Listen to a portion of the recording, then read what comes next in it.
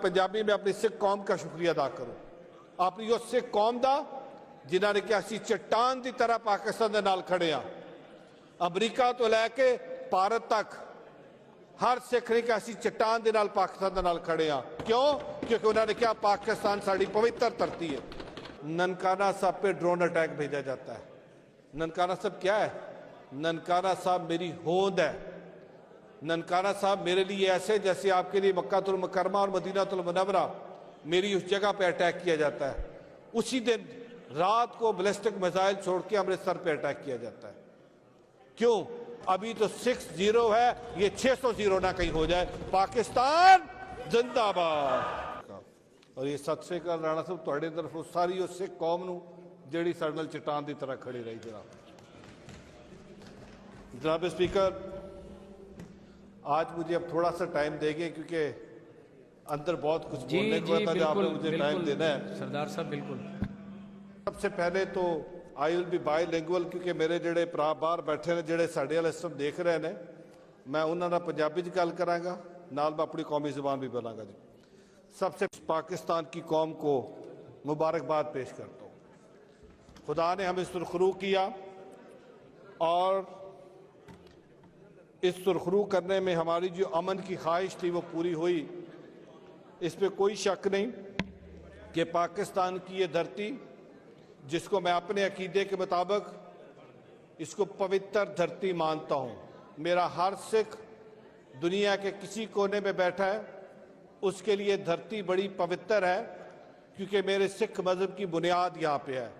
सो मैं अपनी पूरी पाकिस्तान की कौम को, ये जो मैं पाकिस्तान आर्मी ने, पाक अफवाज ने, पाकिस्तान एयरफोर्स के शहीदों ने, पाकिस्तान नेवी के जवानों ने जिस तरीके से दुश्मन को धूल चटाई और ये पैगाम दिया कि पाकिस्तान की कौम, भले हमारे पॉलिटिकल डिफरेंसेस हो, भले हमारे लिसानी डिफरेंसेस हो, but when it comes to Pakistan तो हम सब एक हैं। और हम जो नारा बार बार लगाते इस परचम के साए तले हम एक हैं, हम एक हैं, तो उसकी एक जिंदा मिसाल अभी ये जो भारत ने पाकिस्तान पे एक एग्रेशन की उसकी मिसाल अभी मिली। मैं उसके बाद अपने कायद मियाँ मोहम्मद नवाज शरीफ साहब का शुक्रगुजार हूँ जिनकी कायदाना सोच, कायदाना सलाहियत और उन्हीं के विजन के मुताबिक वज़ीर आज़म पाकिस्तान, उनकी हिकमत अमली, आर्मी चीफ जनाब सैयद आसम साहब, air marshal, air chief, navy के चीफ और पूरी टीम ने मिलकर जिस तरीके से दिलेराना तरीके से इस पूरे ऑपरेशन को किया, तो मैं सबका शुक्रगुजार हूँ और शुक्रिया अदा करता हूँ कि हमने इस जो हमारी अमन की काविश है उसको हमने अचीव किया। जनाब स्पीकर, मैं थोड़ा सा इससे पहले के पहलगाम वाक़या पे जाऊँ, मैं उससे पहले 2-3 बातें करना चाहूँगा। भारत ने पाकिस्तान को सिंस क्रिएशन एक्सेप्ट नहीं किया। कभी 65 की जंग, कभी 71 की जंग, कभी कारगिल, कभी कुलभूषण, कभी अफगानिस्तान पाकिस्तान के बॉर्डर पे अपने सफारत खाने, कभी पंजाब के अंदर, कभी केपी के अंदर, कभी बलोचिस्तान के अंदर, कभी सिंध के अंदर फिरका वाराना फसादात, हर आए रोज़ यहाँ पे अपने स्लीपर सेल किसी ना किसी तरीके से यहाँ पे इस पाकिस्तान के अंदर जंग मुसल्लत की। जब ये पहलगाम का वाक़या हुआ, जनाब स्पीकर आपको याद होगा, इसी हाउस के अंदर हमने बैसाखी पे जो पहली दफ़ा वज़ीर आज़म पाकिस्तान ने 7,000 सिख यात्रियों को वीज़ा दिया कि वो पाकिस्तान आए और हर उस प्रोटोकॉल का जो इंडिया और पाकिस्तान के दरमियान हुआ उस पर साइड पे रखा कि हम 3,000 नहीं 7,000 सिख यात्रियों को यहाँ पे रिसीव करेंगे और वो सिख यात्री यहाँ से मोहब्बत का पैगाम लेके गए। 20 तारीख को उन्होंने बॉर्डर क्रॉस किया और पाकिस्तान जिंदाबाद के नारे लगाए। जनाब स्पीकर, उन्होंने कहा पाकिस्तान जिंदाबाद। क्यों? क्योंकि पाकिस्तानियों ने उनको मोहब्बत दी, पाकिस्तानियों ने उनको प्यार दिया। 2 दिन बाद पहलगाम का ये फॉल्स फ्लैग ऑपरेशन होता है।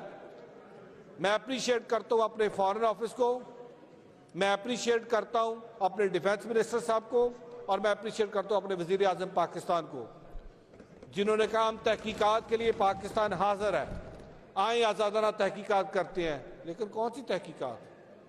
वो तो आरएसएस का, बजरंग दल का, शिवसेना की वो फिलॉसफी है, जिस फिलॉसफी में सिर्फ वहां पे हिंदुत्व की बात की जाती है, जिस फिलॉसफी के तहत वहां पे अकलियतों को मारा जाता है, जिस फिलॉसफी के तहत वहां पे बुजरा गुजरात का लक़ब मिलता है मौजूदा वज़ीर आज़म मोदी को।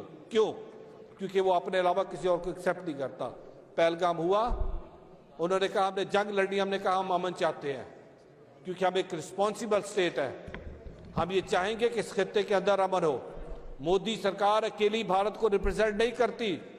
भारत के अंदर सेकुलरिज्म, अभी भी कुछ लोग ऐसे मौजूद हैं जो सेकुलरिज्म की बात करते हैं। भारत के अंदर अभी भी ऐसे लोग मौजूद हैं जो अमन की बात करते हैं। लेकिन मोदी सरकार ने उन सबकी बात सुनी, अनसुनी की। और इस वक्त जो गोदी मीडिया बैठा है भारत का, जो मीडिया की बजाय ज्यादा इस वक्त बॉलीवुड का रोल प्ले कर रहा है, बॉलीवुड वाली जो एक्टिंग है वो इस वक्त वहां के मीडिया ने की, और जिस तरीके से इस अमन की पूरी काविश को खराब करने की कोशिश की, मैं खराज तहसीन पेश करता हूं अपनी हुकूमत को कि हमारी एक ही बात रही कि हम अमन चाहते हैं। होता क्या है कि 6 और 7 की शब एक यहां पे मिसाइल अटैक किया जाता है, और हमारे मुल्क के अंदर जो हमारी शहरी आबादियां हैं जहां पे बच्चे सो रहे होते हैं, जनाब स्पीकर, वहां पे अटैक किया जाता है। अटैक करके 2 साल से लेकर 7 साल के छोटे बच्चे, आज उन छोटे बच्चों का खून हिसाब मांगता है कि क्या वो जो पहलगाम का फॉल्स फ्लैग ऑपरेशन था वो हमने किया था, उनके खून का हिसाब कौन देगा? आज वो खून आलमी दुनिया से पूछता है, यूनाइटेड नेशन से पूछता है, ह्यूमन राइट्स के डिफेंडर से पूछता है कि आप तो बड़ा क्लेम करते थे कि आलमी कवानीन है, लेकिन भारत उन आलमी कवानीन की धज्जियां उड़ाते हुए पाकिस्तान के ऊपर अटैक करता है। पाकिस्तान की टेरिटोरियल इंटेग्रिटी को, पाकिस्तान की सॉवरेनिटी को धज्जियां उतार के पाकिस्तान के ऊपर अटैक करके हमला करता है। आई विश कि जब जाफर एक्सप्रेस का वाकया हुआ था, जिस तरह पाकिस्तान ने कहा हमें पहलगाम के वाकये का अफसोस है, हम इज़हारे अफसोस करते हैं, इज़हारे गम करते हैं और हम कंडेम करते हैं। आई विश कि जब जाफर एक्सप्रेस का वाकया हुआ था तो उस वक्त वहां से अफसोस आता। बट क्यों करते? क्योंकि उसके ताने बाने तो मिल कहीं और रहे थे ना, उसके ताने बाने तो कहीं और से चल के आए थे, तो वो अफसोस क्यों करते? जनाब स्पीकर, ये बात यहां तक नहीं रुकती, और मैं चाहूंगा कि अब इसके बाद मैं पंजाबी में अपनी सिख कौम का शुक्रिया अदा करूं। अपनी उस सिख कौम का जिन्होंने कि असी चट्टान की तरह पाकिस्तान के नाल खड़े हाँ, अमरीका तो लैके भारत तक हर सिख ने कि असी चट्टान के नाल पाकिस्तान के नाल खड़े हाँ। क्यों? क्योंकि उन्होंने कहा पाकिस्तान साड़ी पवित्र धरती है। सिख कौम ने कहा असी पाकिस्तान के नाल खड़े हाँ। वो मुल्क जिहदी मोदी सरकार के बारे मशहूर है कि बुचर ने, वो मुल्क जिथे अकलीतां नूं तहफ़्फ़ुज़ नहीं है, उस मुल्क के शहरियों ने कहा कि असी इस पंजाब, लहंदा पंजाब ते चढ़दा पंजाब असी खून खराबा नहीं होण देंगे।